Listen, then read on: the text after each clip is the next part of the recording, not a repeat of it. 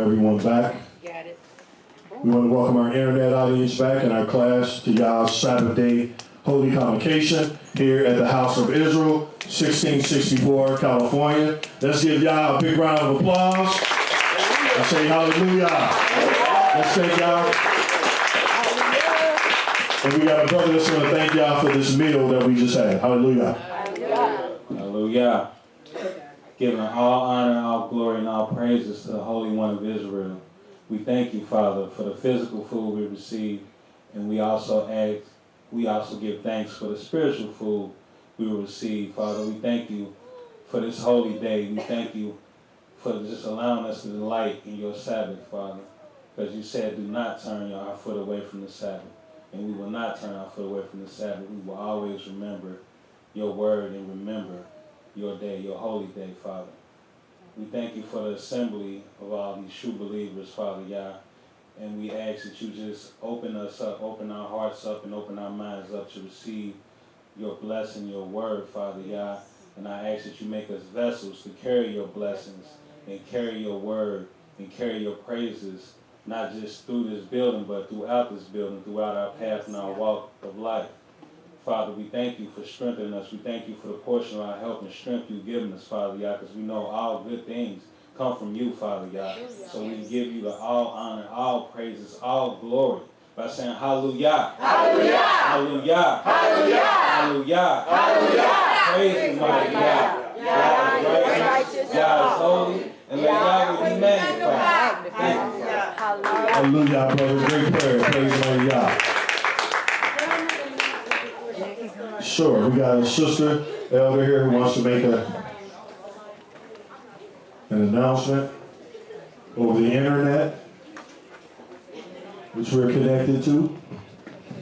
Okay, I just wanted to say before we went to lunch, I forgot to thank everyone who participated in the Children's Day, who made food or who volunteered to help. Thank you to our king right here who brought everything back, and to Cynthia and Shay that came also to give their strength to put everything up.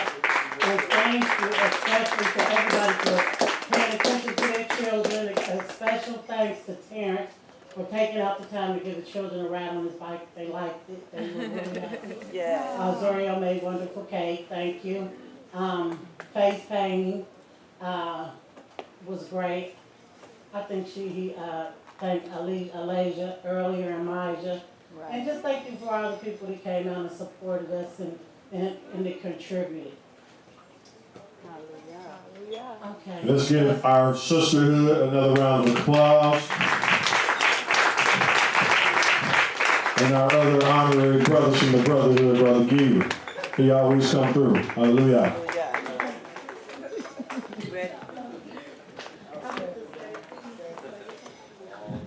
Okay, family, come on. Y'all already know. Let's get hands.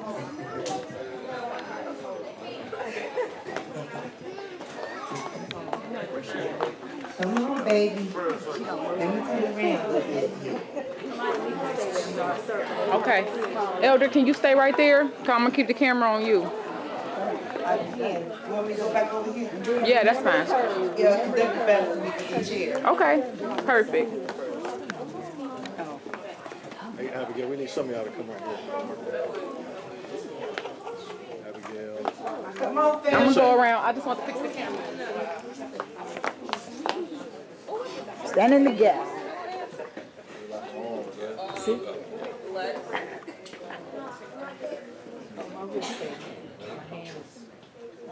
Oh, look at all our family we got going on. Where's your back? Yes, look at Israel. Hallelujah.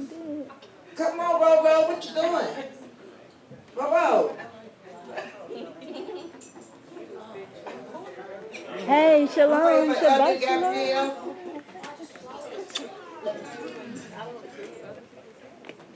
Just come. Everybody ain't here, baby. We praising y'all today. Praise y'all. Yes, hallelujah. Hallelujah. Here, Elder Gabrielle gonna come in and shake the pot. Y'all ready? We ready. 1, 2, 3, do this. I need you. You need me. We are a part of Yah.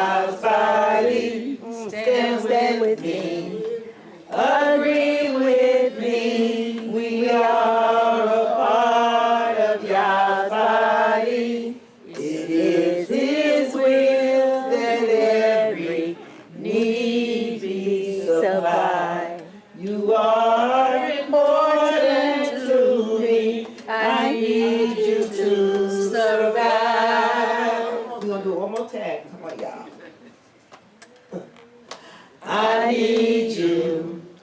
You need me.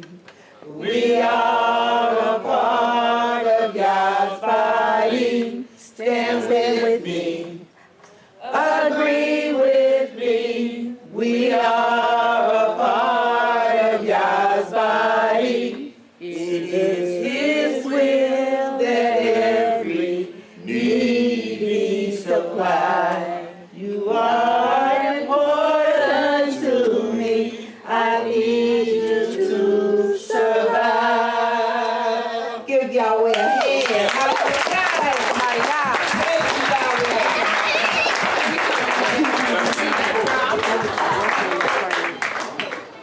When we start back, I'm going to show y'all how they broke the wall of Jericho down doing that. Yeah, for real.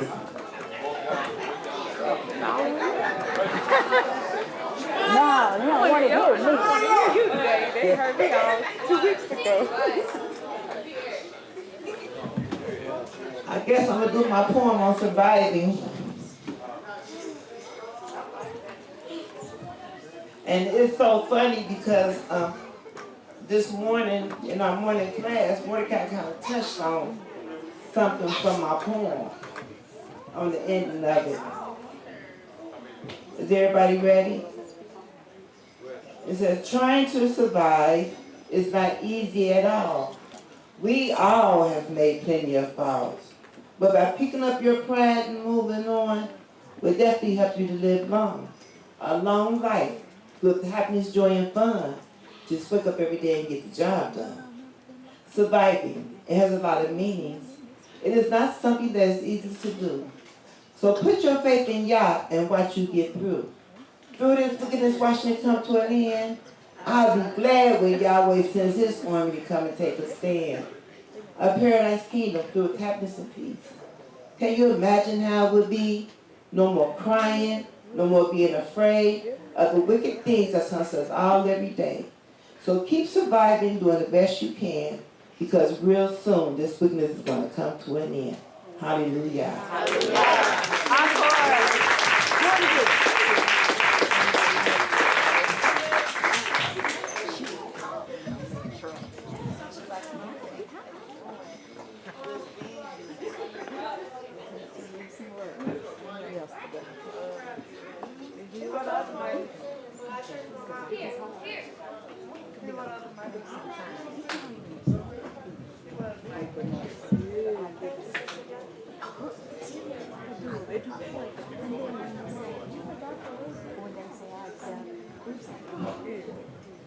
What you thought they was going to do to you?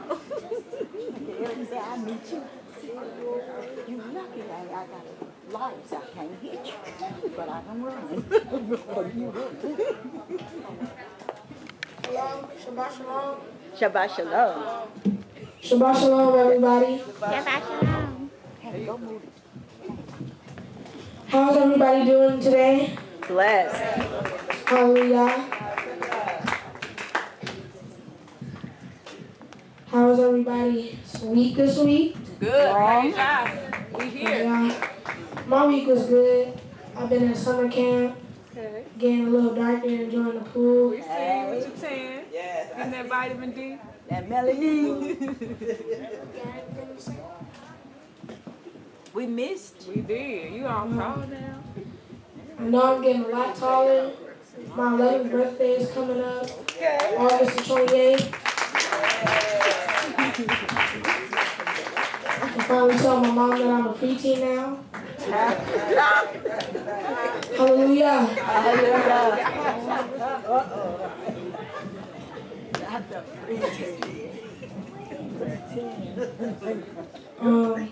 We're having technical difficulties. It's all right. Just get some praises. Do you know what acapella means? Don't do it like that. Don't do it like that. Don't do it like that.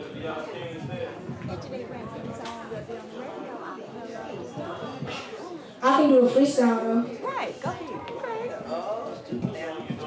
As long as it's praising Yah. I'm about to do a freestyle. Oh, okay. Woke up quick, like before noon. Just thought that I had to be in Bible class soon.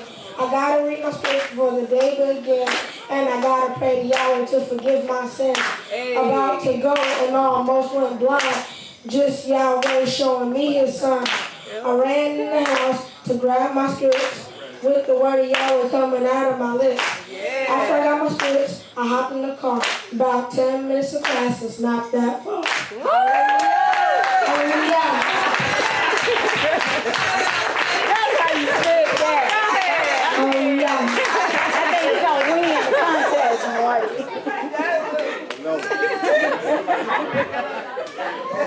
You gotta do better than that. Word. That was nice, wasn't it, y'all? Yes. Yeah, he did that. Daddy missed it. Y'all beat. Hey. Hey. Why is looking so little though? Shabbat shalom, everyone. Shabbat shalom. Hallelujah. Hallelujah.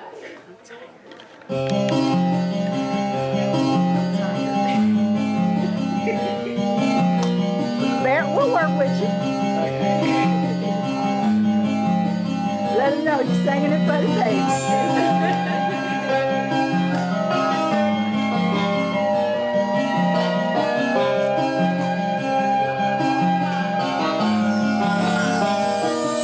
I'm praising Yahweh, I want my come up in this boat. I'm praising Yahweh, I want my molly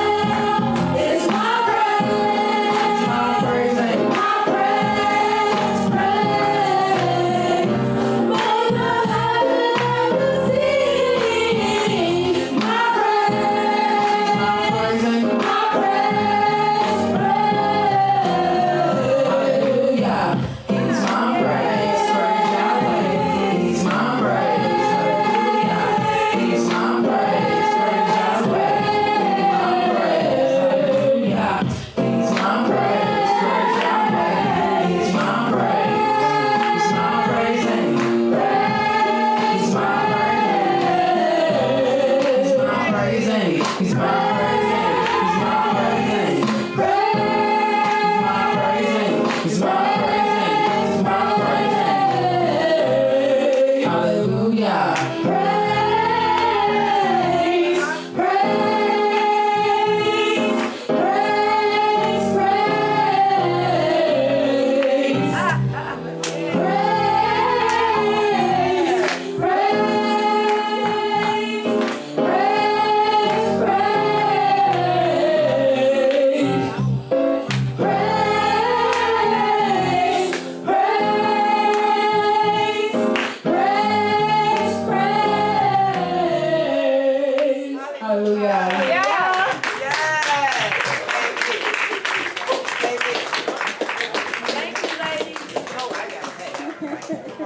You welcome.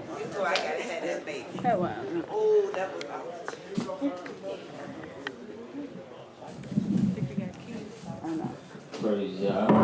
Hallelujah. Shoot. Take the phone right here. I do shoot, Pastor. Yeah, I did good. Praise the mighty y'all. I got my brother here with me today. Hallelujah. But the show must go on. Hallelujah. You know what I'm saying? If I don't praise Yahweh, somebody else gonna do it. We gonna praise you. So I want to get that blessing. Yes. For real, for real. Hallelujah. Hallelujah. Hallelujah. Yeah. Turn it up a little bit. That's right. Yeah. Inspiration. That's right. Let's say you wanna praise God. Once a rebirth, I know the birth to down in church. Come out of hurt, with a life will shut down the curves. Leave by, the beat, I commit to work, and you'll see that. Love it, we got it, we all with poppin' hands. Cooking the Sarah and Abraham, making a roll, taking a toll. I need that away, cause don't mess with my kitchen, man. Get up and pushing, man. He pouring his skirt, sippin', man. He talking this shit from tippin', man. From the heaven, she splittin', man. The other day, he talking it right, night after night. Looking inside, protect the feel and the spirit of might. Keep the Christ and strike, track the man uprise from the dust. We get it night, grand night, the rest of the soul and the angel back my folks tonight. Try again, it's time to fight. This is only for you, this is only for you. With the way he pressing, he shoulder, beware the way, beware serpentine, dragon in, he holder. Sweltering, serving him on my belly in. This is only for you, this is only for you, this is only for you. With the way he pressing, he shoulder, beware the way, beware serpentine, dragon in, he holder. This is only for you. The breezer on my head, I'm seeking vacation, I'm sipping wine, nothing from the vine. Moist grapes are dry, from the kernel to the must. Seeking vacation, let's turn these Philistines to dust. Eating and gracing, let's gracing on my head, baby. It's a dead snub, 2 pictures up, 2 dust. 1 meat man for burning, 1 evil sin, 1 bread for peace. I need a basket of bread, and that white pine flour. Mix with oil, pocket, feet unfasten, take the coils up my head. Place it on the fire, take the rams out and shoulder in the kick out that basket, a slice of the wafer. Place it in the hands of the Nazar. Let the priest wait. It's just how we act us, just how we want it, baby. Like the judge told you, baby. Only for you, this is only for you. The way he rushing, he shoulder. Beware the way, beware serpentine, dragon in, he motor. Spells are reserving him on my belly in. This is only for you, this is only for you, this is only for you. With the way he rushing, he shoulder. Beware the way, beware serpentine, dragon in, he motor. This is only for you, You already know. Hallelujah. You already know. Praise the mighty y'all. Yeah. Yeah.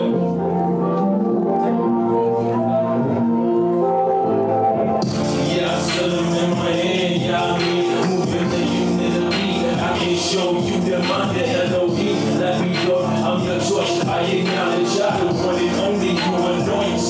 Yeah, cause you're the chosen me, this your work is me, hold you close, me, you a judge, baby, what it do, yo, see, warrior, my palm tree, say it 3 times, yeah, cause you're my cozy, baby, in the hands of, in the host was Sarah, constructed halo chef, you got about it, yeah, came the nicest next, for my people tried up, they got a justice, that's was a warrior, got that 900 chariots of fire, mightily oppression between Mama and Bethel and the mouth of Ephraim. She's dwelling half now. She commanded, draw sword, mounted her 10,000 men of Naphtali and Zebulun. I'ma come up on Keyshawn, she Sarah the captain from Barak. Only if you go with me will I go up too.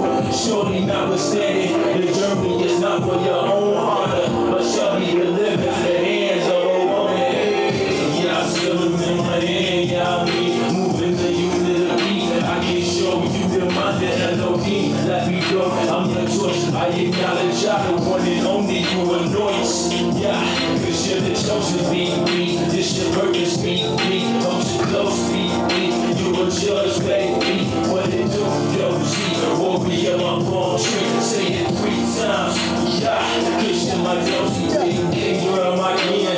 That father of our Exodus. Seven of shells from his man. Out this can in the plains of Tanayam. You know right by the death. The kid gather about 900. All with dumb heavy steps. Lure up like a truck. Encouraged by the judge. Rush with gas like the spears. Yes, his spears. Spell upon me with the head of air. Probably something in their heart. Now back up off me. Plus a piece between the cannons. He sent up and also was guarded. Y'all ill. Went with the lottery. Met the mill on the field. Mill was spilled with loyalty to our camaraderie. Let him in his sin. The latest worry. Spider to the fly. Hurry. Drove his temples with a nail. He slept in his blood.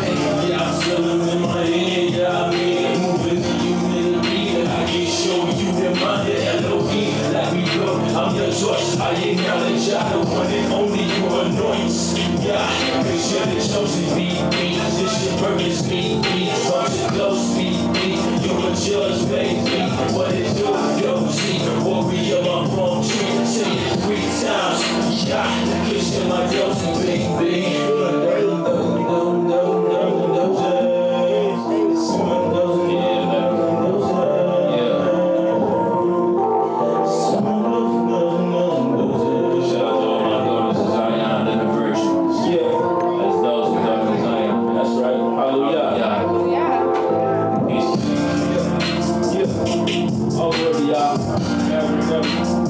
My king, my shield, my everything.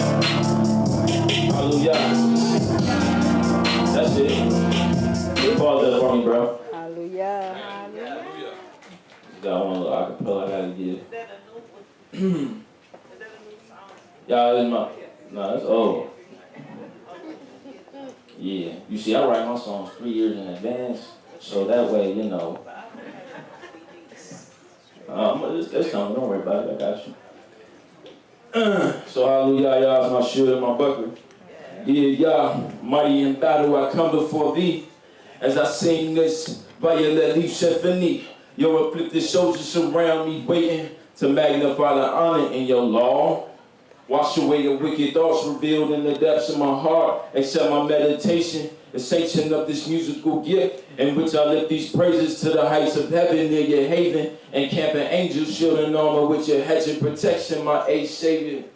Divine intervention, safeguard, y'all with them, y'all love in them, y'all with them, y'all love in them, y'all with them, y'all love in them. Who can be against me? Y'all set me loose, show your truth, cause the thick callous I'm loose.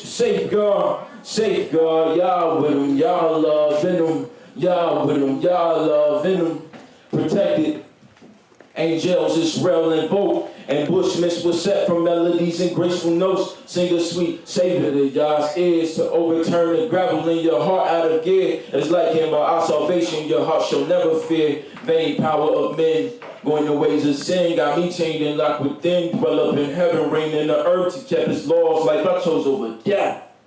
Begging for mercy, give you no rest until you get thy servant your strength.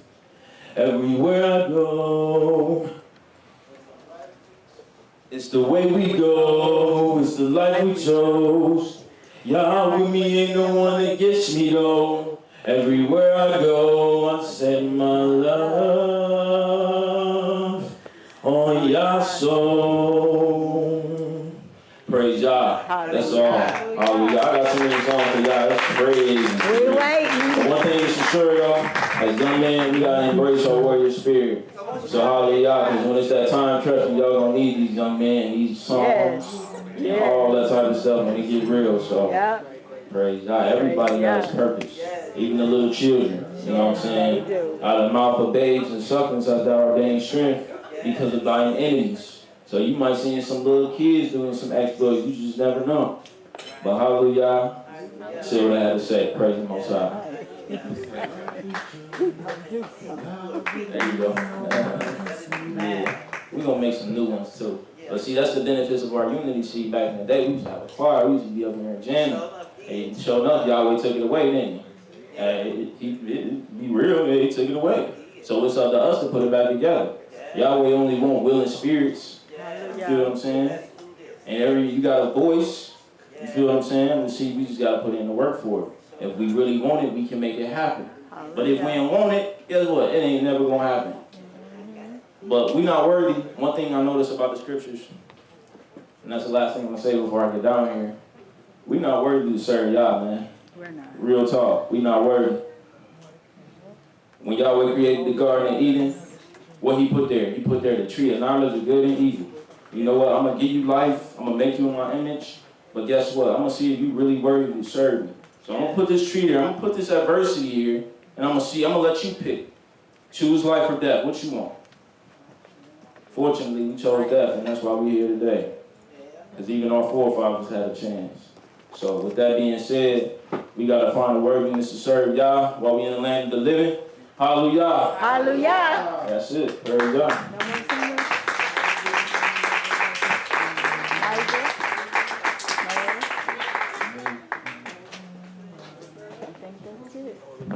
I think.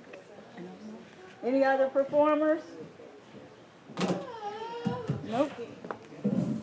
All right, Shabbat Shalom, everyone, once again. So last week we had a discussion on, we talked about tools that we can use to sharpen our skills, to be able to have discussions with our brothers and sisters about some New Testament stuff, things coming from the New Testament, and things that we can just use to sharpen our sword to defend the Almighty and to defend His Word. Last week, and I want to ask you all, this morning I had a Jehovah's Witness come to my door. And generally, I don't even answer the door. I just kind of look out and just let them go away, ultimately. But it was a brother and his 2 children. So I just said, I'll talk to him for a couple minutes. And in the conversation, we talked about, of course, he wanted me to have a watchtower. And one of the things that I looked at is I admired the fact of how zealous these brothers are and sisters are about going out to speak the word of Yah. And that's one of the things that we should try to be striving for as well. And I kind of looked at that and I said, what can we do as Israel to be more zealous? And the thing is that we, as we talked about earlier before lunch, we got so many things to fix within our side of ourselves. Our esteem is just shot as a people, And so we need to try to do some things to lift one another up and to lift our esteem up, because we are the Almighty's, we are the apple of the Almighty's eye. We are Yah's battle axe. And I just, I wish I had some more words to say, and I'm just going to take some feedback from the class, is to say, what can we do to continue to lift the esteem of our people so that we can let you all know, number 1, you are somebody. Number 2, you are Israel. And number 3, you can keep that law. And to be honest with you, as a teacher, sometimes I run out of things to say, because sometimes it do get discouraging.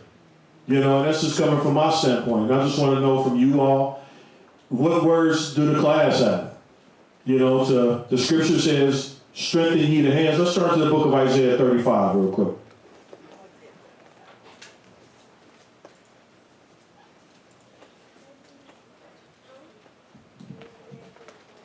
Isaiah 35.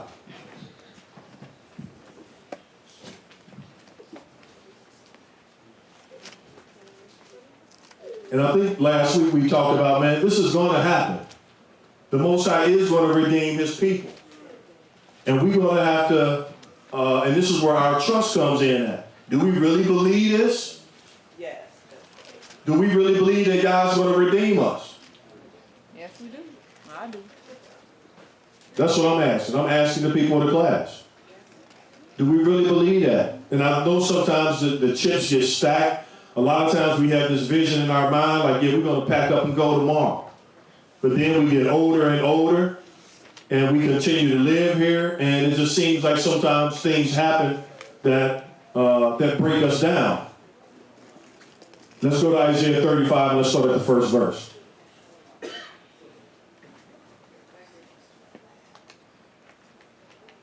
Isaiah 35.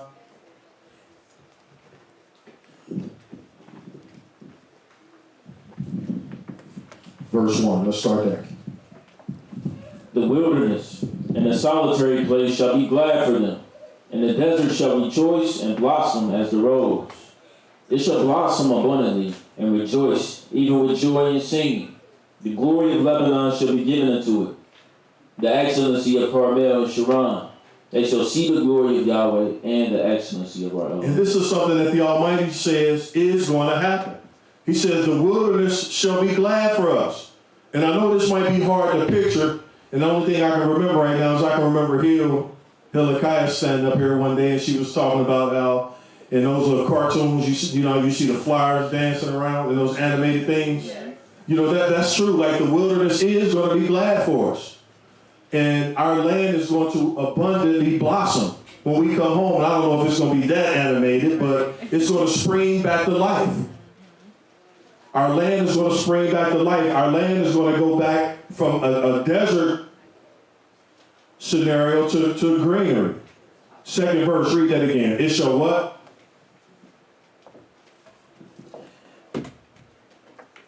It shall blossom abundantly and rejoice, even with joy and singing. The glory of Lebanon shall be given unto it, the excellency of Carmel and Sharon. They shall see the glory of God and the excellency of our Elohim. Third verse. Strengthen ye the weak hands and confirm the feeble knees. And this is what the Almighty said. And many times we all going to get weak. We all going to be exhausted. The scriptures talk about how this fourth grade beast, how they would wear out what?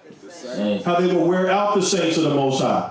And at times I know we all get wore out. Is it just me? Is it the truth? Do we get wore out sometimes? Sometimes we do get wore out. And sometimes we just feel hopeless, like it ain't no hope.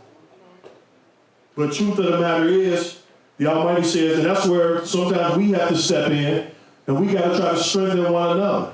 Sometimes I might get weak, and sometimes I might just get disgusted, like, man, I'm just tired of this. I'm just tired of, and that's the way we feel sometimes. When you work hard to wake up your people, and when you work hard to try to do things to just make things successful for the class, for Israel, and then you don't get the cooperation and the unity that you want to move forward. And this is kind of what we were talking about before lunch, and this is where we all have to start putting in our little pieces. You know what I mean? Everybody has to contribute their own little piece to the puzzle. You know, so that's one of the best solutions I can think of. But it says, strengthen ye the weak hands and confirm the feeble knees. Fourth verse. Say to them that are of a fearful heart, be strong. Say to them that are of a fearful heart, be strong and fear not. And I think that we all have been there.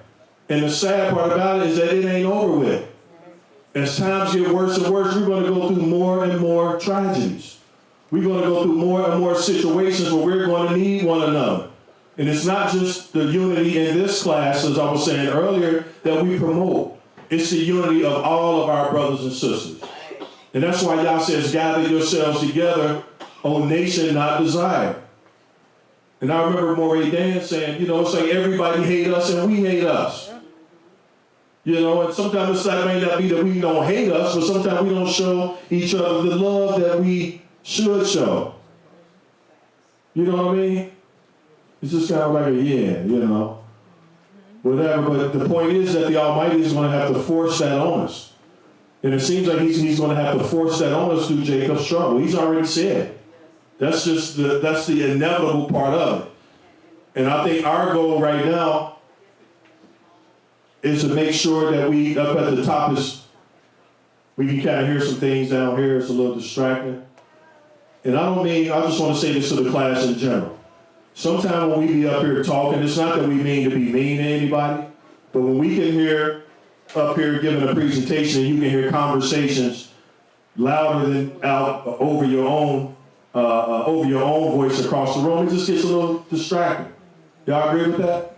It's difficult to stay focused sometimes. So we want people to know we're not trying to be mean or trying to be, funny or nothing, but, just more respect. The scripture says when you go to the house of Elohim, keep your foot and be more ready to hear than give the sacrifices of food. And sometimes we don't consider that we are doing evil. Because we got other people, you got all people all around the house that want to listen. And I know if I'm over here in the corner and I can hear something all the way in the back, then who in between is being distracted? So just a word, that's all. We all make mistakes, and let's just try to do better from now on. Hallelujah. It says in the 4th verse,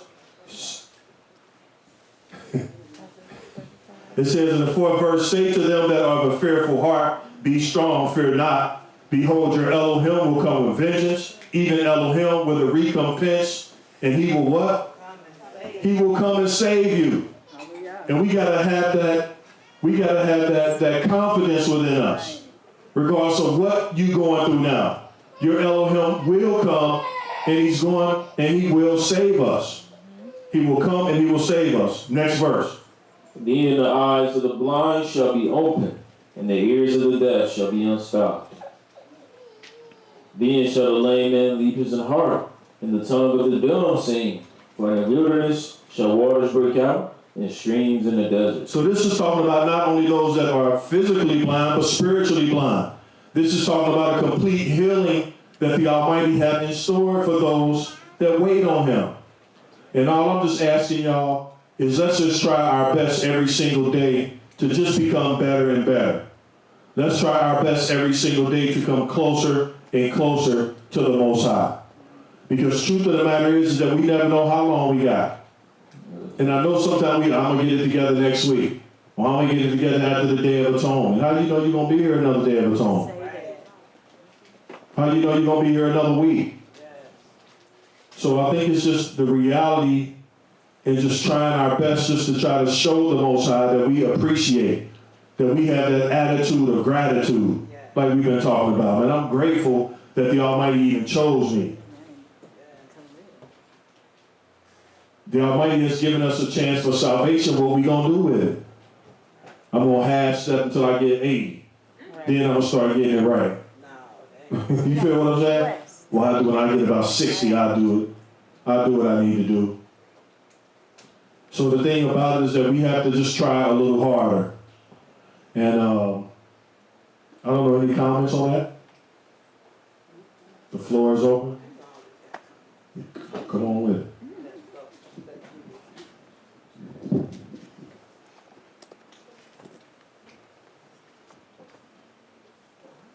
And then we want to talk about what tools can we use to start waking up our people.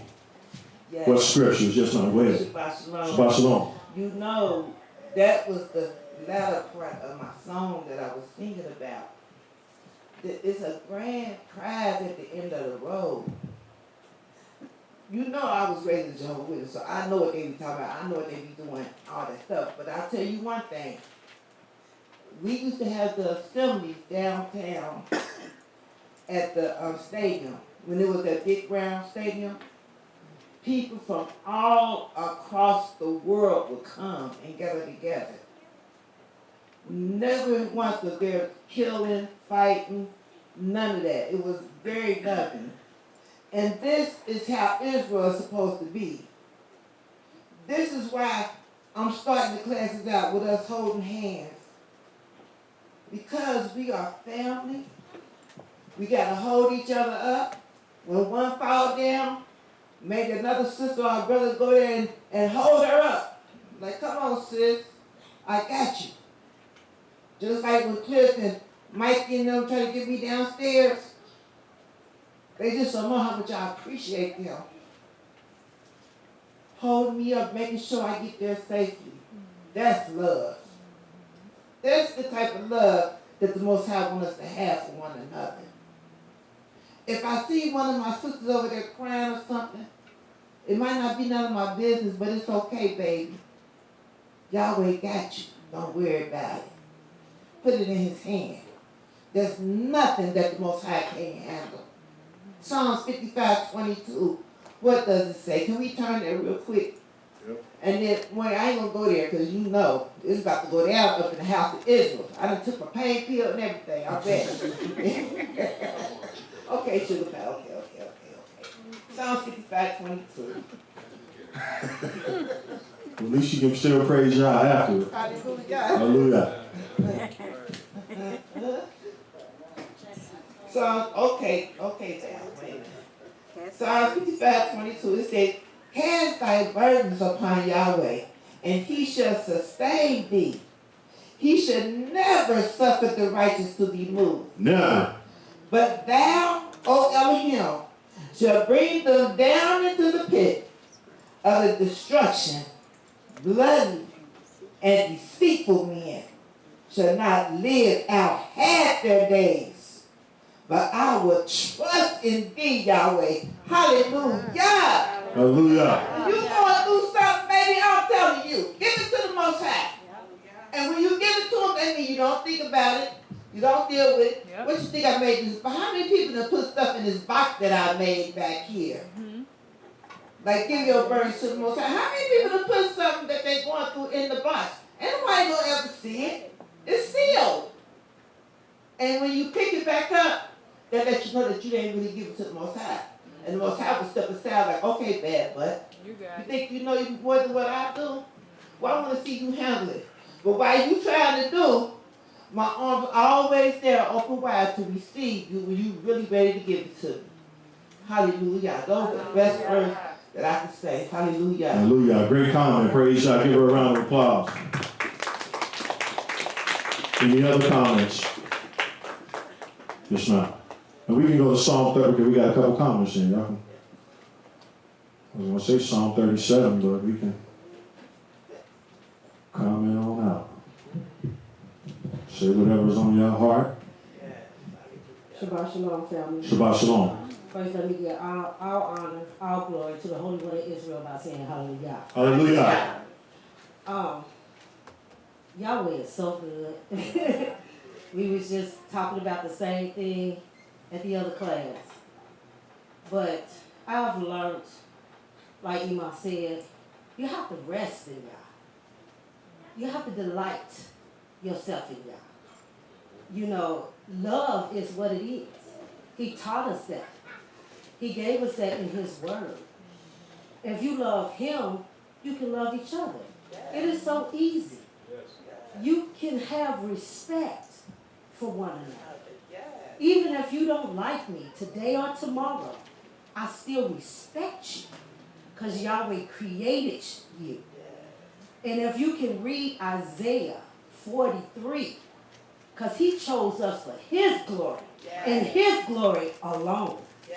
So by y'all disliking each other, y'all got to think about how y'all's anger going to come because y'all ain't looking at how he chose you. He didn't chose you to hate.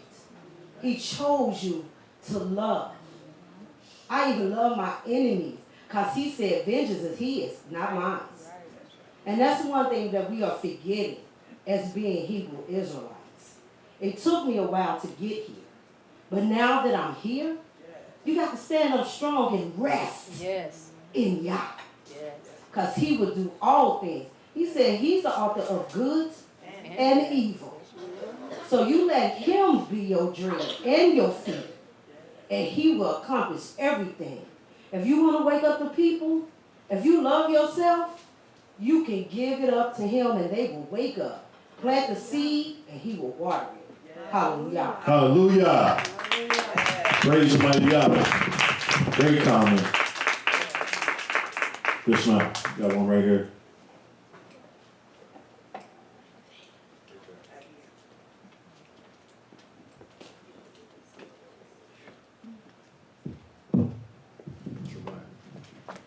Hallelujah. giving Yah all the glory, all the honor, due his name, because he alone is worthy.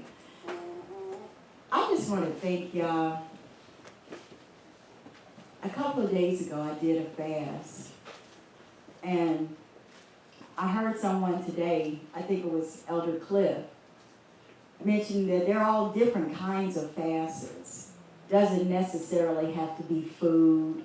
And before I did my fast, I did a reasoning and a conversation with Yah. Because it was like, Father, food ain't my issue. That wouldn't be a fast for me to just not eat. Because I can go days already without eating. So I chose to do a fast on something that seemed like I couldn't go days and days on end without. And before I even attempted it, I asked Yah to allow me to do that. And he was so faithful that he allowed me to enjoy a whole week of fasting from what I thought I couldn't live without. And in that fast, I saw the difference in me. And it was like, wow, yeah, I like the other person better. So how do I get to keep that person on the surface? And so I'm still waiting on an answer, but I'm ready to do another fast to see if I get those same results. Because when you clear your system of all other influences, as I was giving a presentation about, if you remove all of that other junk, then you got a temple that is empty, and then Yah can fill it with his glory and with his spirit, and he can use you mightily. And that was what I was trying to achieve, just a little bit, just to see the difference, because I've heard of people, I've read about how the spirit of Yah comes upon people, and it's like, Yah, I have your spirit in me, and I know this because today I make different choices than I did yesterday. And it's only because of his spirit that I make different choices. It's not something that I can say I did on my own or any of that. I have to give Yah all the glory. So I just want to thank Yah for letting me see that, and then to apologize, because I remember in that space that you had did that for me before. And not only did it last a week, it lasted 10 years. And I'm the one that stuck my hand out.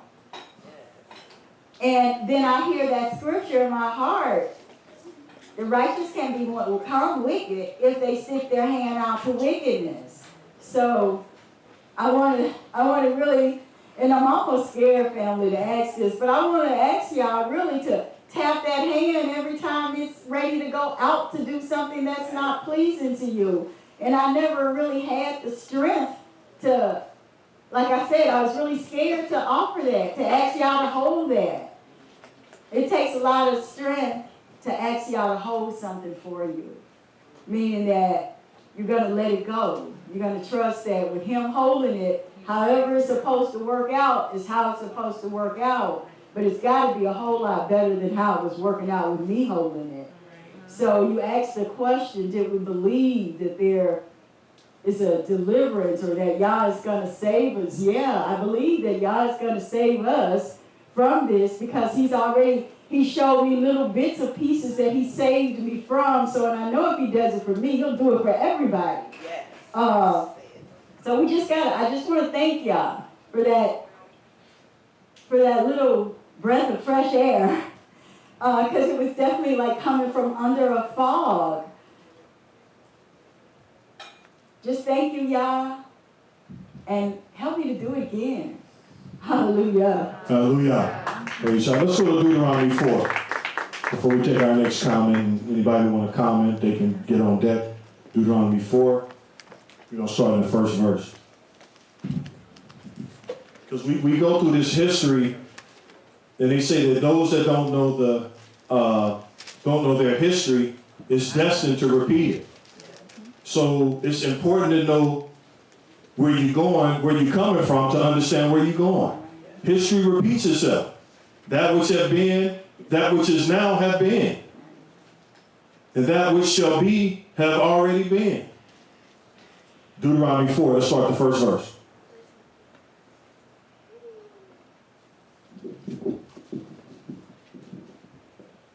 Now therefore hearken, O Israel, unto the statutes and unto the judgments which I teach you, for to do them, that ye may live and go in and possess the land. Now this is Moses talking, but those statutes that Moses taught to our people, they're still applicable today. Every last one of them. Go ahead. Which Yahweh your Elohim of your fathers gives you.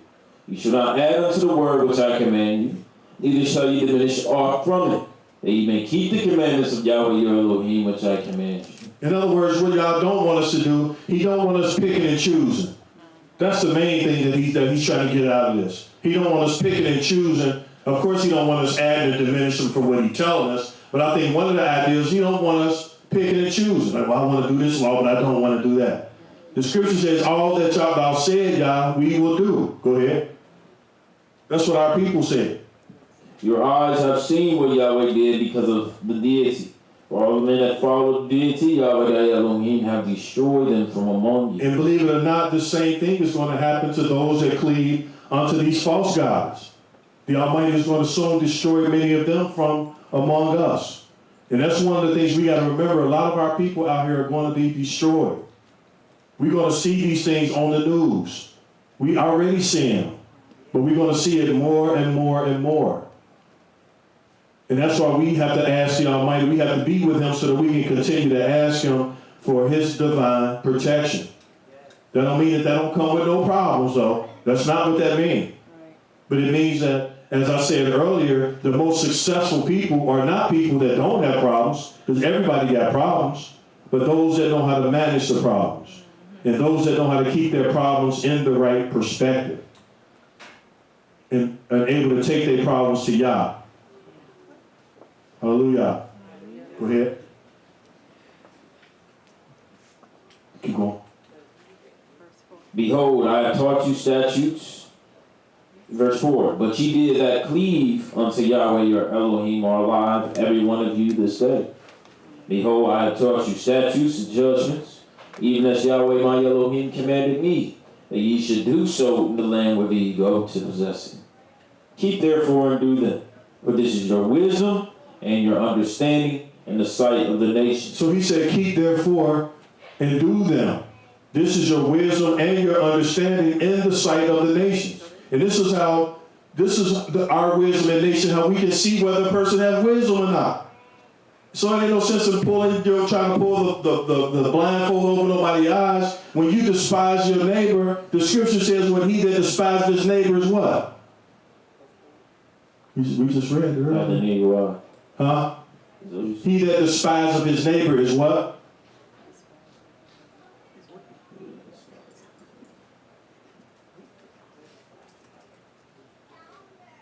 Go and turn to Proverbs 20.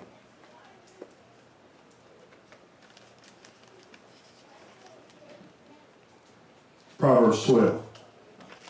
Proverbs 11 and 12. Proverbs 11 and 12? Yeah. No. Well, no pain pills our work, man. Proverbs 11 chapter, verse 12.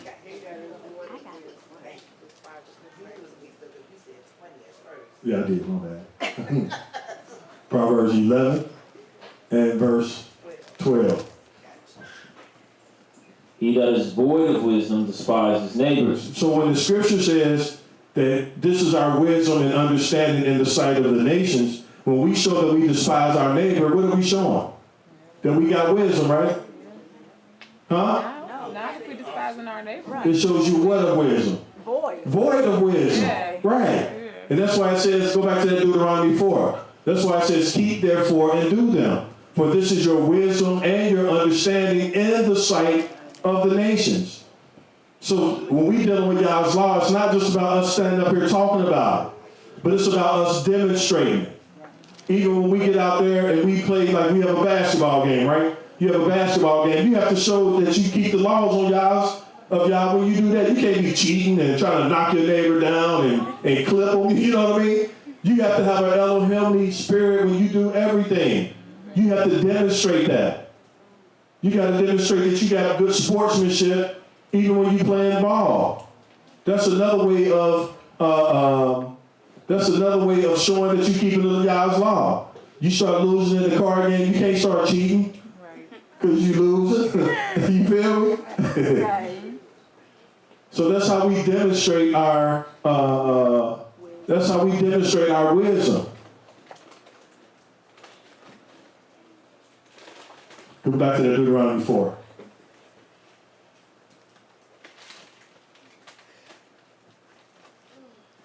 Four and the 6th verse.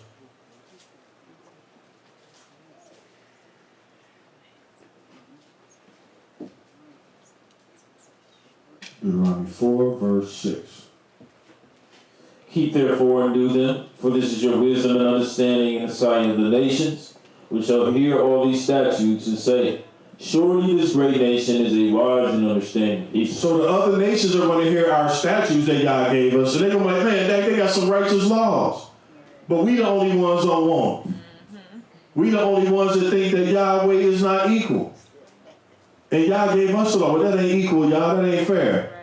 You know, but Yah said he's the one, he's the lawmaker. The scripture says Yah is our king, judge. He's our king. He's our lawmaker. And he shall save us. And he shall save us. Read that one more time. Keep therefore and do them, for this is your wisdom and understanding in the sight of the nations, which shall hear all these statutes and say, surely this great nation is a wise and understanding people. Keep going.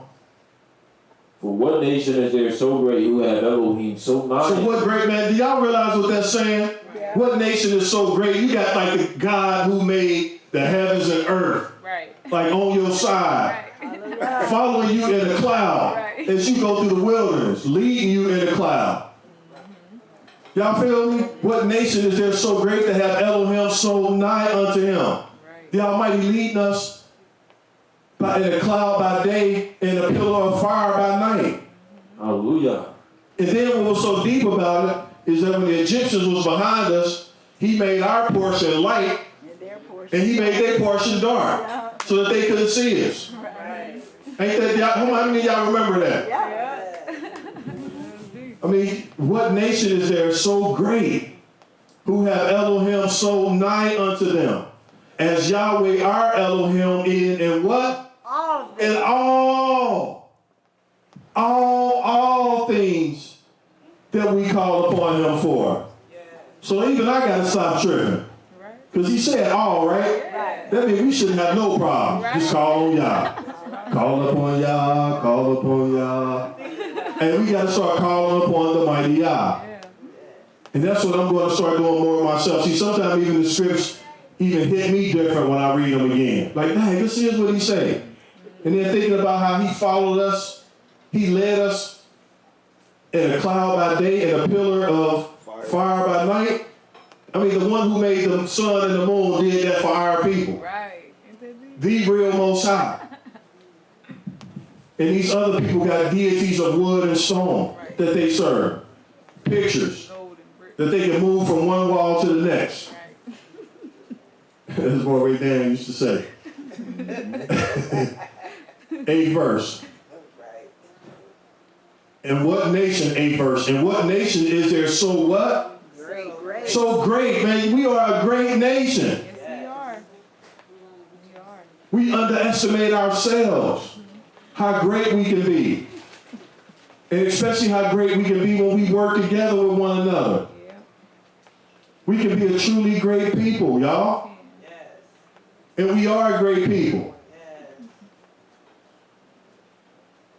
So I'm asking everybody to dig into their heart and soul and say, how can we try to work together better?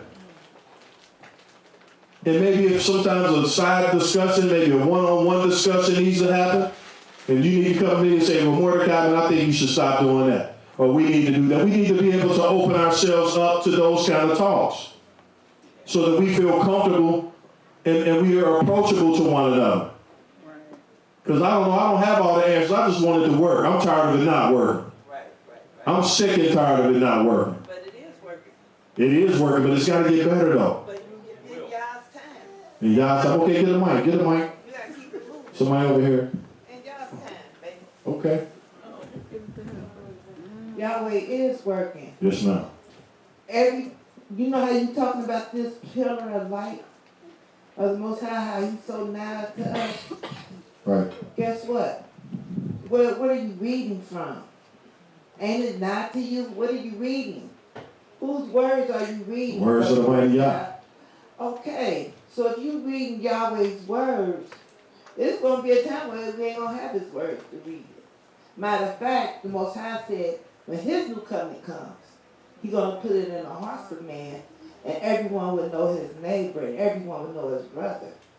You will no longer need to try to wake up the people. But the Most High is not to us right now. That's right. Do y'all see that? I do. When we read his words and studying his words and trying to be righteous people, the Most High said when a righteous man turn from his righteousness and start doing wicked, guess what? All your righteousness is going to be forgotten. But when that wicked man turn from his wickedness and start doing righteous, that's a righteous man. That's right. Y'all, we could do this. I'm telling you. Like, the Most High is so real to me. People think I be tripping, but I don't even care. Because guess what? Don't nobody know what I've been through with the Most High. Everybody's been through something. Everybody. And he's been holding us all up through all of our travels. Every last one of us. Who in here is exempt from Yahweh doing something in your life, helping you? Not me. He been with all of us. Everybody been through something different. I can't expect nobody to do like me. If I do something, I do it out the kindness of my heart. I can't expect you or anybody else to do the same. Because we all different. Everybody's makeup is different. And guess what? The Most High knows every strand of hair that's on the top of our heads. The Most High knows our deepest hurts and pains. Just wrap your arms around yourself, everybody, please, and give yourself a big old hug.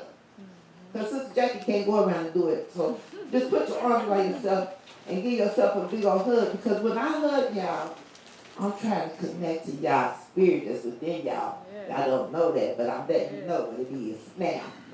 It's y'all's spirit that's in y'all. He's not to you. Every time you take that breath, what are you saying? That's Yahweh's life in me. Thank you, Yah. Thank you, Yah. Hallelujah. Praise the mighty Yah. Yes, ma'am. Praise y'all for that testimony. Okay. Did you have something or you want me Yes, to? I do. I wanna share something with the class. A time that I felt that Israel, it was just not too long ago. Maybe a couple of weeks ago when we all gathered at the Seventh-day Adventist Church for Yosef's funeral. It was a glorious occasion for me. I don't know how anybody else felt that was from Israel that was there, but the people that Jackie and Elder Cliff and everybody was there, and Kelia, Micaiah, his mother, and everybody was pleasant. And we were invited into their building to give, pay, our last hopes and memories and stuff of our brother. But it was a glorious occasion for Israel because we were there. They accepted us. And they didn't give us any problems. They didn't put us down. They were welcoming. They accepted the word that was given from us, from Mordecai. He did an excellent job. He really shined. And he really, everybody, it was like we were there. And it was very powerful. And it was a very good moment. A very good moment for me. Because because I could feel the presence of the Most High in me, because my short-term memory is very short. But that day I was able to, when he spoke, I was able to fill in the words as we went along. And the lady that was sitting behind me, she was a member of the Seventh-day Adventist Church. It was two old ladies back there, and they, cause I, I'm sitting on the back row, so I could see everything. And they were like, "That's true." They were accepting of us, and it was very powerful because that's the first time I've ever been anywhere with Israel, and we were in somebody else's home. And we were bringing the power of the Almighty there. And they accepted us with open arms. And I learned a lesson that day, a very big lesson. Whenever you have somebody in your presence that come into your congregation that does not believe in some of the same beliefs that you have, you do not put them down. You accept them and embrace them and let them listen. You just deal with what you teach. You don't have to go all over into what they doing wrong. Because the Seventh-day Adventist Church did not treat us like that.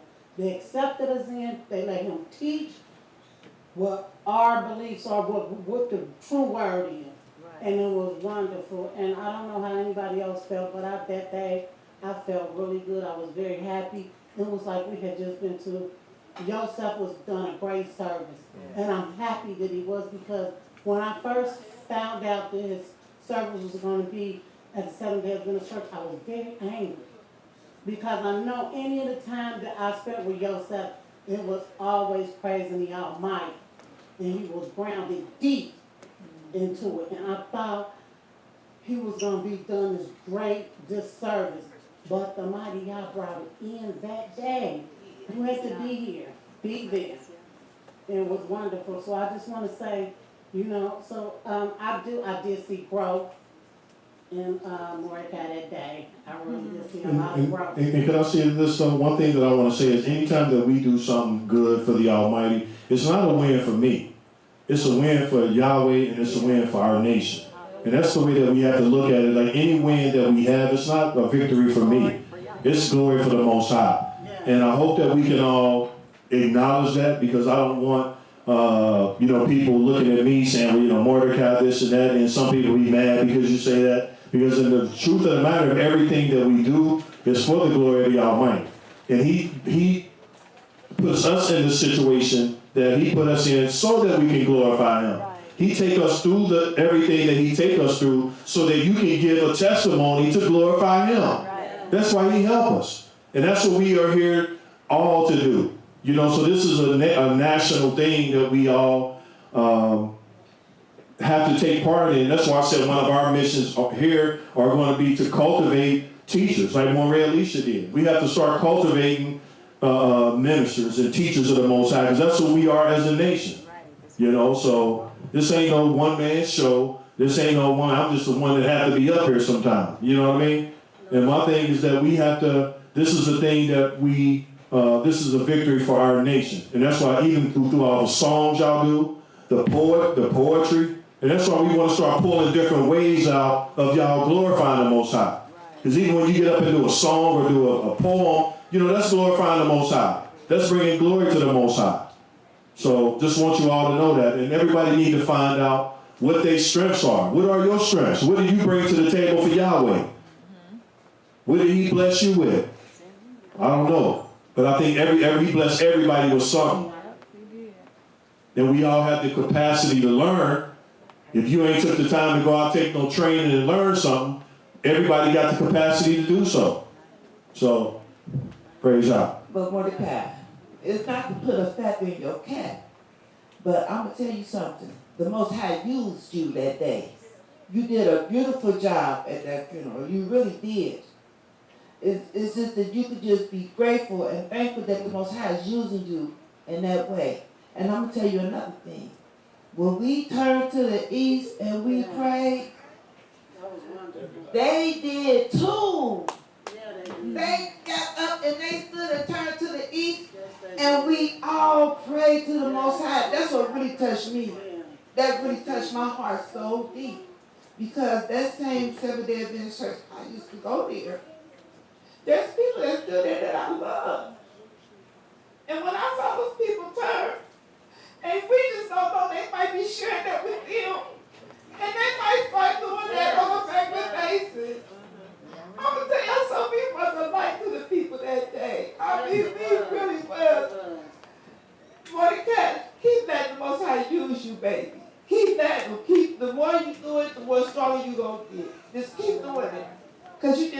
beautiful job. And all Israel, everybody that was there, we carried, even the singing was on point. And everybody carried themselves with dignity and gracefully. We all, oh my goodness. So let me ask you this. So one of the things I want everybody to start thinking of in the weeks to come, and like you said, the Almighty says he shall send for many fishermen, and they shall fish them, and many hunters, and they shall hunt them. I want everybody, if you can, just to start studying things so that we can start compiling information on how to help our brothers and sisters.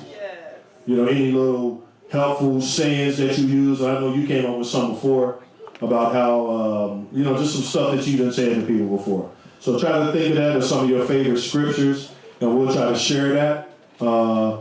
Any requests on what we want our unity Shabbat to be like about next week? Oh, Fairness. Specifically.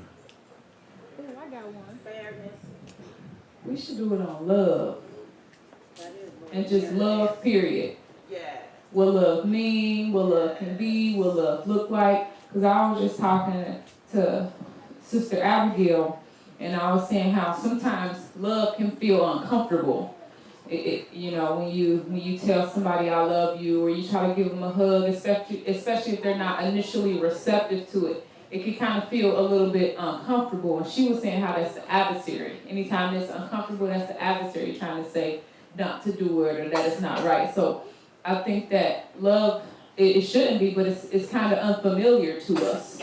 How it's supposed to feel, what it's supposed to look like, what it's supposed to make you feel like, what it looks like with mom and dad and, you know, sisters and, yeah, loving yourself and loving Yahweh. What does it mean to love Yahweh? How do you love Yahweh? How do you love yourself? How do you love your family members and your friends and things like that? I think love would be a good thing. And then you were asking another thing, since I got the mic. You had asked, you know, what is something else that we can do to just help each other, and I was just gonna say some type of, maybe a suggestion box where people can, you know, it can be anonymous and people can just put in there, you know, you said somebody has issue with how you're doing things or how something is being done, or someone feels that something else can be improved in the Bible class or with the teachings, they can just put it in the suggestion box, and it could just be something, you know, we all could just talk about together and see if it'll be beneficial for us. Hallelujah. Hallelujah.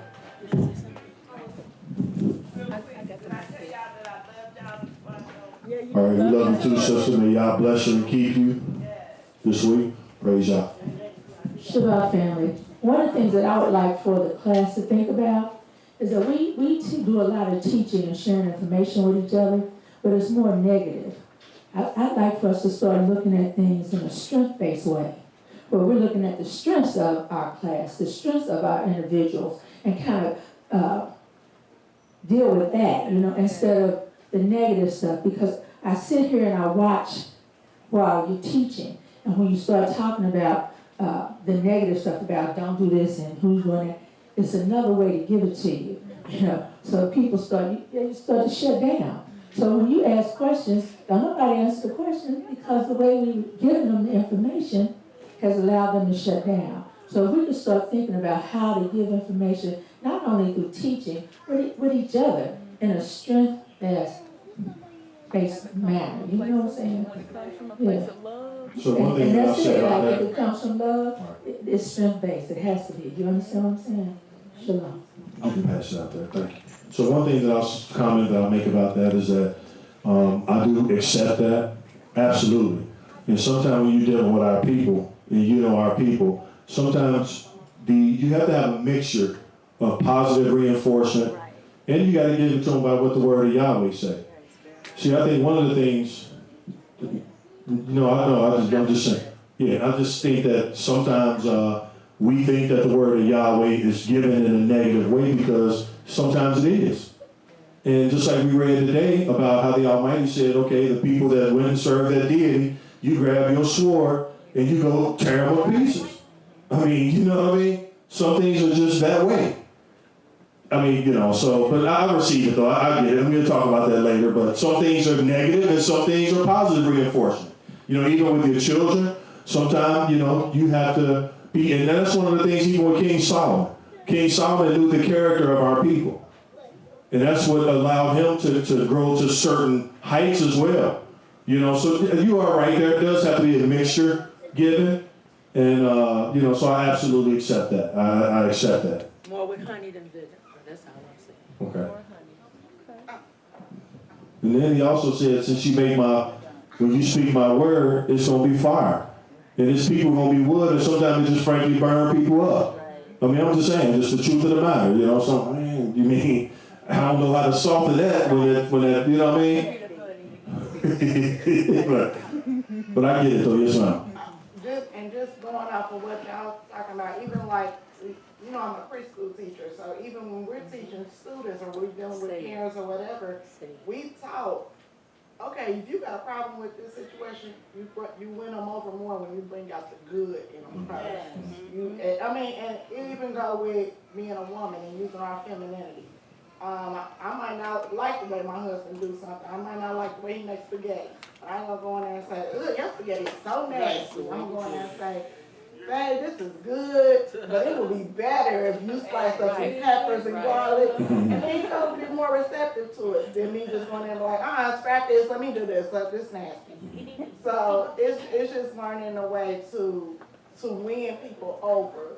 And even people that you see every week, people you deal with every day, they may not know how to say, hey, I don't like the way this is done, but if it's just learning how to be brotherly, sisterly, learning how to talk to one another, and learning how to win people over with soft words versus bringing out the negative all the time, just going off of what y'all was saying. Right. And also, it's more so people, it's also when people will understand or will do better with criticism when they can handle it themselves. Some people can't handle it themselves. Some people dealing with stuff on their own that they really ain't ready to be receptive to negative anything. So it's also knowing that person, knowing when they're ready to hear that. It's a time and a place for everything. So that's just my... Very wisely spoken. All right. I accept it.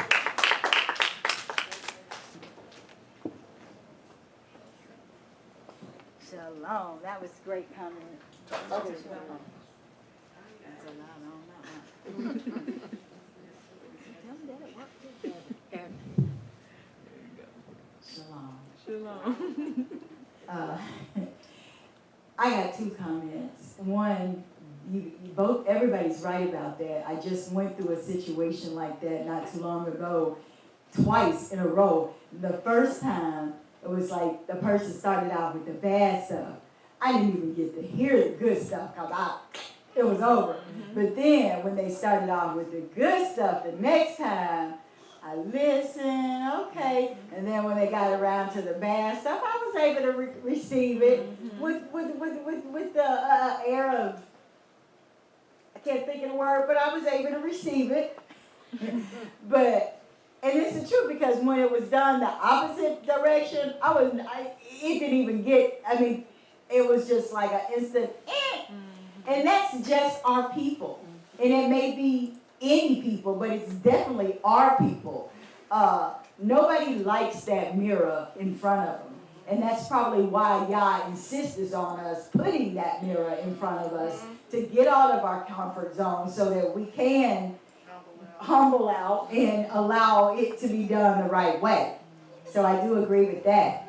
Now my other comment, and I want to make this comment because it pertains to the scripture. It's about the Seventh-day Adventists, but it's also about like the owls, because our scriptures say, Yah says the owls wait for his word. So they really don't know. And so, and then when I was in a Christian church is when Yah put information in front of me that revealed to me when his true Sabbath was. So it gives me just a small glimpse of how big Yah's mercy is. Oh my.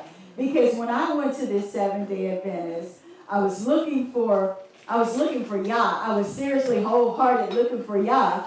I remember looking on the internet, and you mentioned the name of them earlier today, Sabbath Keepers. There's actually an organization based out of South Carolina that are called Sabbath Keepers. And from what I read, they don't really know anything else about Yah's law, but they know when the Sabbath is.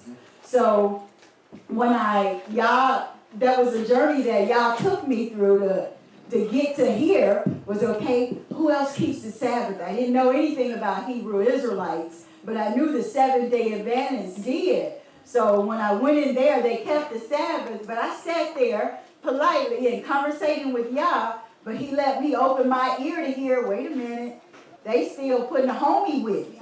Ain't no homie with me. So that's how I knew that wasn't my seat to sit in. And I kept letting him move me, and he took me through Sarah and the hair thing when we got here. But I had a conversation when I was there because it was like, yeah, these people are so nice. They're so understanding, but y'all, they ain't calling on you. Do I disturb their peace?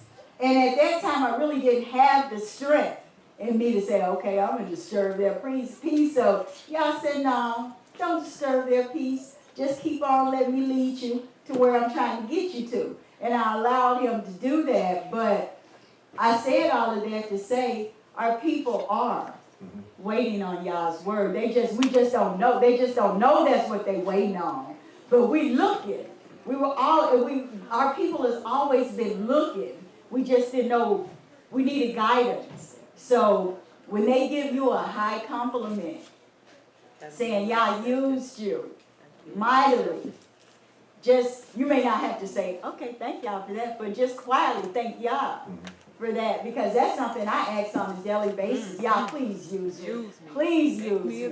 So that's a high honor that they were bestowing on you. And then I lead that into my last comment. I'm kind of this is a question. I know we're not supposed to apply usury on our people when we loan them something. But even in your situation, how do we accept a gift when they're not saying, hey, you're charging me extra? They're saying, this is what you charging me, but this is what I want to do for you to add with that. I was in a situation where I really didn't know whether to accept that or not, because I didn't want to break Yah's law, and I'm not going to say I couldn't use the extra help, but I was caught between that. I didn't know how to work with that. So that's a question. Do you accept the gift as a gift, or do you uphold the law like Yah said I couldn't add nothing onto it for my brother and sisters, but I didn't add, they offered. So can you help with that? Yeah, I can. While we do that, let's go to Proverbs 25 and 11. I got you. Because I want to make a comment on what the sister and the elder said. There's a couple of Proverbs that I want to read. But to answer your question real quick is that the law of usury is the law for the lender, right? Not the lendee, right? The lender, the person that's lending money. Right. So I can't lend you money and say, here, you got to pay me X amount back on top of that. But if a person say, hey, here's something extra, since you helped me out, I just want to give this to you. You can say, well, no, I don't want to take it. But if they insist, I don't think you would be breaking the law. You might say, well, okay, maybe I'll just donate it to the Most High. You know what I mean? And, put it in a tithe box, That ain't for our pay. That's to keep our service going and to do things that we need to do. Which incidentally, I got some things that I want to talk to the class about as far as a fatherless individual that we want to try to help out. But we'll talk about that at another time. Let's go to the book of, did that make sense though? Yeah. Proverbs 25 and 11. And this is the response to you all's comment, the elder and sister Shekina. Proverbs 25 and 11. And we're going to take a few more comments after this, and we're going to be ready to adjourn in a few minutes. 25 and 11 says, a word fitly spoken is like apples of gold in pictures of silver. So a word fitly spoken sometimes, using the right choice of words, I absolutely agree with that. But one thing that I want to say is sometimes when we're talking about something, just know that when we're talking about things, if the shoe fit don't necessarily mean that, that a lot of times we can't take things personal either. I'm going to have to go back and listen to that. But I'm just trying to rationalize my way. I'm trying to tell both sides, and what I'm saying is that a word fitly spoken. And this is the next verse. It says, as an earring of gold and as an ornament of fine gold, so is a wise reprover upon an obedient ear. So you're right, we do have to be wise reprovers. We have to learn how to try to reprove people in a manner to where we get the best result out of it and not, with our fists, with our finger and our foot on their neck and stuff like that. I do get that. I do agree with that. So that's the end of that. I will take it under consideration, and I just want to be the best that I can be, number one, for this class and for the Almighty, So praise God. Her, and then he had his hand up, but if you got the mics or whatever. Who? Somebody back there? Yeah, she's first, and then, Go ahead, Zuri. I just had a comment about the positivity and the negativity, and I know that we all learn differently. That's just the way we are. Some of us learn better by reading, some of us learn better by doing things that are hands-on, some of us learn better by just listening. And I'm saying that to say, sometimes when it comes to just any and everything in a nutshell, things are, for me, I'm just me, for instance. To get through to me, I don't need the niceness of beating around the bush. I don't do well with that. So if you want to get through to me, you have to be very stern, very firm, and just pretty much straight to the point.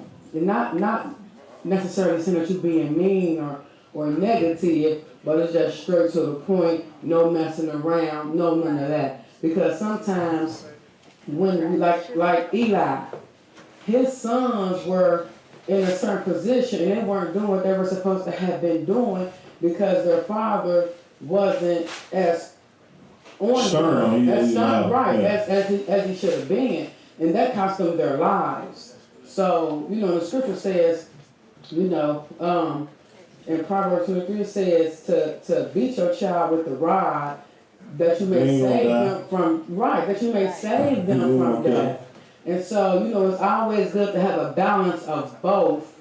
However, for some people, that's how we are. Now they say we was rebellious and stiff-necked people. That's just our nature. And, sometimes it depends on the person, how you have to come at them. You have to meet people sometimes where they at. And sometimes when we try to play nice and do this and do that, it just doesn't go over very well. Sometimes, not all the time. We just have to have that balance. okay, she beat me up over here. I gotta give her the mic. But then can I just say one thing before? I think if I may more. One thing that I'll say is that when it comes to, even when you have children, right? Some children you can say you got to use positive reinforcement with, and some you got to use negative. And I'm not saying that anybody in here is children, but I'm just saying about habit of how you, nature, how you deal with people. But no. I need to give some clarity. I'm not talking about people being nice or people doing things soft and hard. I'm talking about dealing with the strengths of the class, the strength of the individuals. That's not about nice and not being nice and being direct and not being, that's not it. Everybody in here has a strength, and that's what we need to be tuned into. The class as a whole has a strength. That's what we need to be tuning into. That's all I'm saying. We need a Tuesday meeting for this one. Yes, sir, Brother Mike. Okay. No, he needs a mic. Okay. Let her go ahead and then pass the mic over to Brother Mike. He's been having his hand up for a while. Maybe we need to have a weekday meeting. I have a testimony. All right. All right, go for it. Last Saturday was at Charlotte, North Carolina. It was Saturday, and I was in the bed. Everybody was going to the pool and the park, and I didn't get to. So after that night, y'all blessed me with a good day. After that day, on Sunday, I didn't know how to swim, but I did anyways, and I earned my yellow band. What does that mean? Hallelujah. A yellow band means You're not going to drown. Yeah. You know how to swim. Yeah. I know how to swim. That's right. All right. Right. Brother Mike. Praise God, shalom. Hallelujah. Me, I just think the class should be about like the truth, And like, we should quit being afraid of truth and quit being afraid of being wrong. And a lot of times that got to do with it is sometimes, you know, we learn some of the things that we've been taught was right, but then when it come to us that it might not be right, instead of us searching it out, we'll just call people the devil and they the wicked and all that. But I be a part of that, and I could see where people be saying some things we can't keep, and instead of the teachers really studying why people saying we can't keep this, you know, they'll be referred to as evil or whatever, instead of like I said, searching it out, because we could come together and find out why people saying have reasons on why they saying they can't keep a Sabbath, for example, and people saying that we can. Why don't we have classes where these differences could come? Any differences? That's just an example. And don't be afraid if it's something that you could change, and you want to change it. If somebody telling you that it could be changed, then consider it. You feel me? Don't just say, well, let's do this, but then when it comes, it don't get done. Or let's quit saying, let's talk and meet up. But then next time we see each other, this happened. Things do happen, but we got to get to talking to each other, because that don't happen. You understand? Then another thing, let's give direct apologies, not if I offended somebody. Because if we grown, we know who we offended, and we know if we're being offended. So if somebody offends you, say, brother, you offended me. Or if you offended somebody and they let you know, you ask them, how did you offend them? And let them tell you. Our leaders is calling us to error. That's what it is, man. Our leaders have to do it for the people. Because the people, we look to the people that's holding these. These are more powerful than a gun, because people listen to you. It's something about these things that people, I don't know, I get nervous when I got these things in my hand myself. Real, because it's Try to stand up here and we got the weekend going. Right. Yeah, People growling at you. Yeah, these are powerful too. Like these can keep you alive, or they can destroy you. And a lot of our people are causing, that's why the Most High said the leaders are causing my people to err. You gotta remember, the rebels are the ones that know. They're not the ones that don't know. The flock don't know. The leaders are the rebels, because they're the ones that know and refuse to do what's right. So when we be talking about the rebels, you have to consider if you were a leader or not, because if you're doing something wrong and you misleading the Most High's children, they gonna be punished, but you gonna be punished. It's gonna come twofold on the people but my mind racing so many kind of ways, so I'm just gonna give it up, because I have so much I wanted to say about it. No, I appreciate it. I really think that we should probably have a meeting on another day, which I'll schedule for that. But in response to what you were saying, the first thing, I listened to everything you said. I don't personally think anybody in this class or anybody anywhere is like the devil or anybody wicked because we disagree on something. What I personally have a problem with sometimes is when people continue to express things, and we say, okay, we understand, but then they go on, and not you per se, but I'm just saying sometimes people go on and on and on and on, and on and on and on and on. I mean, okay, and it's like, ultimately we have to come to a place to where, and for me, myself, I personally, everything that I teach up here, I personally 100% agree and feel like that I'm doing the right thing. And if I do something that I think that's not the right thing, like I got some things right now that I'll be open and honest with you all about that I'm considering. Some things me and Mariah Hilkiah talked about, some things that I've talked to people in the class about. That's one of the things about the hospital.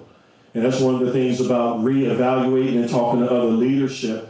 Because it's true, when you go into a place where a person dies at, that place is unclean. I don't care how you, like they say, how you want to shake it up or do whatever you want to do with it, that place is unclean.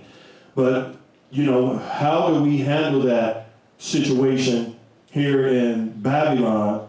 And is it every single place that you go into, if you go into like the lobby, are you unclean? Is that the same thing as going in the ICU? I personally want to do some more studying on that. I'm not ashamed to come back and say personally that if it's something that was wrong, that's me I'm talking about, that it's something that I felt was wrong, we need to give it more consideration. I do also honor and respect the fact that Morey Dan, that was one of the things that he taught us here. And as far as I'm concerned, Morey Dan is still our lead, our head person, our elder, but he's just in a position to where he's incapacitated. This is my stance on that. And just like we gave respect when somebody went to the city of refuge and the person had to stay there until the high priest died. Regardless of how sick that high priest got, that ruling that high priest put in place, or that whatever that high priest put in place, that was the stand. And that's just kind of the same way that I see certain things, even though I'm going back and I'm talking to other leadership about reevaluating that. When I say other leadership, I mean other leadership across, the country, because I want to do what's right, and I don't want to impose things that are too much on our people. You know what I mean? That may cause a burden from them keeping the Sabbath. But then again, at the same time, I know he's right about what he's saying. I mean, just flat out, because I've been to the hospitals, I've been to visit people, and I go in there and I just be like, I see where the uncleanliness is at flat out. And that stuff constantly recirculating through the vents. I'm just using that as an example. And that's something that I'm talking to people about. And so I don't personally have a problem with reconsidering anything, me, myself. Just like earlier today, the sister asked about boiling a kid in his mother's mouth. I mean, I don't know exactly. I can speculate as to why y'all said it, but do I really know? Can I definitively go into his word and prove it? Some things I reserve for people's opinions, and the brother Keliah gave an opinion, and I didn't say it necessarily. I didn't disagree with his opinion per se. But at the same time, am I going to necessarily stand up there and teach that? Sometimes I might have a hesitancy because I can't prove it. If I can't prove it, I'll preface it by saying, this is why I believe Yahweh said. But do I really know? I don't personally want to proclaim that I know everything, and I don't want to give anybody ever the opinion that as I stand up here, that I do. And that's why sometimes certain questions that Maureen, at least used to be able to stand up here and answer questions back after back, answer questions and any questions. I'm not Elisha, as I tell people. I just try to do the best to be the best that I can be. I'm a different servant, Dan was a different servant, so I think that, but by having these conversations and opening up, I think one of the things we got to realize is that we also have to agree to disagree. If somebody ultimately don't see it your way, just accept it, that, we just see it different. You know what I mean? I mean, at the end of the world, we don't have to hate each other. We just see it different. There's other mores, the other mores at the other classes. For example, Morey and Shia. I've been on the conference. I hadn't been on the conference call with them in the past month or so, but I was on their conference calls in the mornings, and we talk and we are in unity with things, but we have a major difference. Everybody wants us to unite the classes, but we have a major difference, and that's how we keep the holy days. Does that cause hate between us? No, it don't. I like to try to be responsible how I deal with people and just be like, look, I know if that's a difference, it's just a difference. We ain't even gonna sit here and fight over a difference. Sometimes you just gotta agree to disagree and get along the best you can. And that's also a recipe for marriage that I'll tell you all. When you gotta live with somebody for the rest of your life, I'm not saying that bad, but when you gotta live with somebody for the rest of your life, you learn tactics to be like, look, we ain't gonna agree with everything, but I'm stuck with you. You stuck. And it's not to say you stuck like you stuck in a bad way. Like, look, we together. That just is what it is. And that's the way that we as a people should look at it. We brothers, regardless of what disagreement we have. And that's how y'all want us to look at it. We are brothers, and we are, we brother and sister. And the Almighty command that we try to work things out. Sometimes people don't want to work things out, but that's just all I got to say about that. Yes, ma'am. But I think that maybe we will definitely try to have a breakout conversation about that and try to see what we can do. But ultimately, you're not going to please everybody. You know what I mean? That's one thing I learned. And you have to accept that when you go to a seminar, a conference, or somewhere, everybody's just not going to think alike. Every teacher, when Morey Elisha was here, I didn't agree on every single thing that he did, that he said, you know, but it's at the end of the world. No, we have to learn conflict resolution better. That's all. Yeah, that was good. Conflict resolution. Just now. Shabbat Shalom. I just wanted to say, trying to just have my statement geared towards positivity and strength. So I just wanted to, it's more of a testimony for real. Like I just want to thank God for His mercy and thank God. So my oldest two children, all my children for real. They're all going through or dealing with just a lot of stuff. As a mother, it's very difficult to watch them to go through very difficult transitions. And my testimony is though that, and my prayer continues to be that they know where their strength comes from. And one of my children, they really liked this job that they had. Really was committed to it, and they ended up getting fired. And shortly before that, this child bought a car, and then the engine went out like 2 months later, like 2-3 weeks later, whatever. But my testimony is that Yahweh is so good because this child has committed to being positive and knowing that there's reason behind a lot of stuff, and that sometimes there won't be a reason or an explanation why. But sometimes you just know you trust the Holy King that His direction is His and you roll with it. And a lot of times there's a lot of inconveniences, there's a lot of pain, there's a lot of discomfort.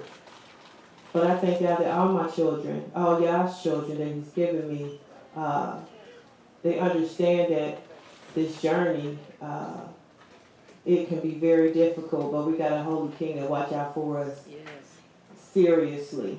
And I thank God for that. I thank God that in their low times, they say, well, Yah, this is, Mom, I'm going to cry for a little bit, However, I know Yah got me.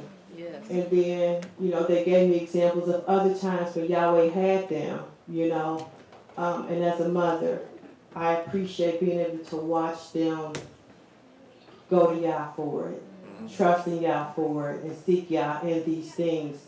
And for them to be able to watch them share Yahweh with other people, other family outside of us, with other, just knowing Yah. So that's my testimony is that the youth that I have, they know Yah. And I am watching them as young adults share Yah, trust Yah, depend on Yah, and seek Yah.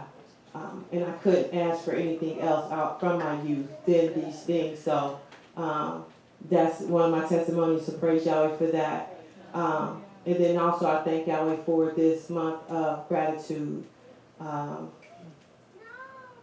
soon as I began to continue to show that gratitude and have this conversation with my children about the gratitude piece. You have that list of gratitude, but then you have the list of the things that you want from Yah. And what happens is, and it's been happening to me immediately, that in that moment that I'm giving gratitude to Yah for the many things, as soon as that moment is over, I see one of the things from my list that I want transition to the things that I'm grateful for, because He's working that fast in my life. So my list of gratitude is growing, because my list of things that I want is getting shorter, because He's blessing me so significantly and so quickly. And it's all because I'm just giving glory to Him for everything in my life. And I'm grateful to Yahweh for the things to come. I'm just busting at the seams, and I ain't even got most of the stuff yet. You know what I mean? But I'm just so joyful that I can't contain myself most days. That so I was sitting at work and I was reading Psalms 47. I was keeping open to something in my office, and so the main thing that I got out of Psalms 47 was Yahweh is the ruler of the earth, and everything in the earth belongs to Yah. So that means that whatever I want, anything, I got access to it, and it's so alive to me. And I know it, and it said it maybe like 3 times, like the earth is Yah. So what it showed me is that I not dare to limit Yah to what he can give to me and what he can give to my family and what he can give to the people in this room and the people that I love and the people that I share with. It's his. All of it's his. And I got direct access to that one, So I'm just honored and grateful that, and this is the place where I want to be. I know we got some issues going on here, but in the same spirit of gratitude that I have, it's the same spirit I know he gonna heal it. And I ain't tripping. And he gonna fix it. Because I ain't tripping. Because I know he the ruler of the whole earth. Our whole earth is his. So I trust that I know that he got us, right? Hallelujah. So he gonna take us through some pains like my youth, and it's gonna be like, oh man, and we gonna cry over some stuff, right? Like my youth, you know what I mean? But he gonna bring things full circles too for us, like my youth, and and we gonna seek him like my youth. So praise you, Yahweh, he get the glory, and I just thank Yahweh for y'all message and the people that's here. Hallelujah. Hallelujah. Praise the Lord, Yah. Got access to it all, huh? Shalom, I had a comment. Somebody talking. Sister Maya, over here. Oh, okay. I just wanted to say Shabbat Shalom and praise Yah for good health. Praise Yah. Yes, I've been doing real good. He haven't got sick in almost 6 months. My mom, she doing real good in health. And I just want to briefly share something that I shared with somebody earlier this week. I ran to a Messianic brother that I know, and he was handing me a pamphlet. He was showing me a pamphlet with a deity on it. And I told him, like, I don't want this because I don't want to take this in my house. This is a deity. And he was saying, no, this is the Almighty, this is the Almighty. And I said, no, this isn't the Almighty. I can show you in the scriptures that this is the Almighty. He said, sis, I know you're going to go to Isaiah, this and that. I know you're going to. I said, just listen to what I'm going to say. I went to Exodus 33, verse 19. And I use Moshe as a witness to this. Well, actually, verse 17, when Moshe asked the Almighty to show him his glory. And the Almighty said, and Yah said unto Moses in verse 17, I will do this thing also that thou hast spoken, for thou hast found grace in my sight, and I know thee by name. And he said, I beseech thee, show me thy glory. And he said, I will make all my goodness pass before thee, and I will proclaim the name of Yah before thee, and I will be gracious unto whom I will be gracious, and I will show mercy unto whom I will show mercy. And the Almighty said, thou cannot see my face, for there shall no man see me and live. And I took that pamphlet, and I held it in that brother's face, and I said, are you living? And he said, yeah. I said, then this is not the Almighty, because no man shall see the Almighty face and live. Shalom.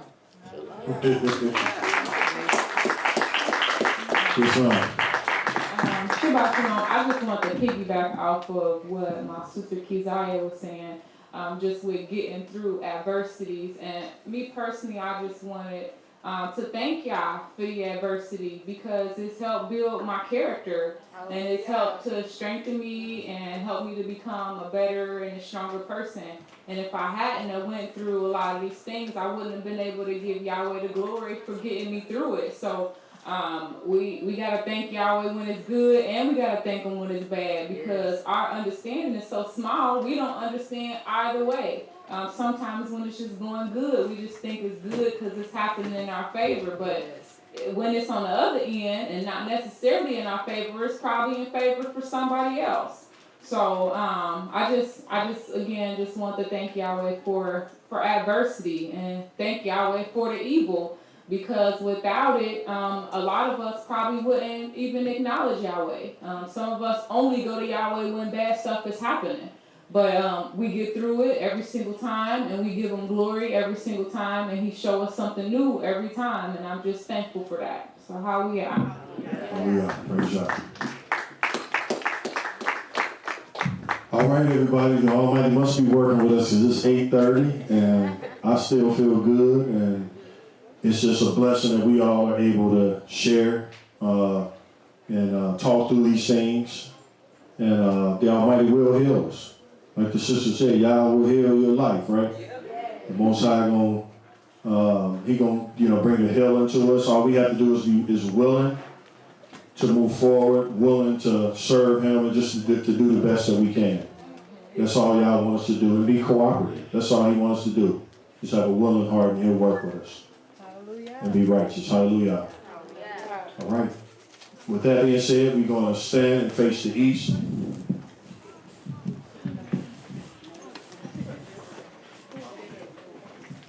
And just another last reminder, next week we are having our Unity Shabbat. Bring your music, bring your poetry, spoken word, whatever you got. We're going to have Maury Dan here next week. He'll be here with us. Also, we're going to have we're going to bless the newest member of our congregation, and that's young Isaac. And just ask the Almighty to be with his parents and just kind of bless the young child. All right? Hallelujah. Praise God. Shema. Shema. Yisrael. Israel. Yahweh. Yahweh. Eloheinu. Eloheinu. Yahweh. Yahweh. Akkad. Akkad. Hear, O Israel, Yahweh our Elohim, Yahweh is one. May the mighty Yah bless thee. May the mighty Yah keep thee. May the mighty Yah make his face shine upon thee and be gracious unto thee. May the mighty Yah lift up his countenance upon thee and give thee peace. Also, may the name of the mighty, mighty Yah rest upon each and every one of you. Hallelujah! Hallelujah! Is that all y'all got? Hallelujah! Hallelujah! Hallelujah! Hallelujah! Hallelujah! Hallelujah! Hallelujah! Praise the mighty Yah, for Yah is righteous all the time. Praise God.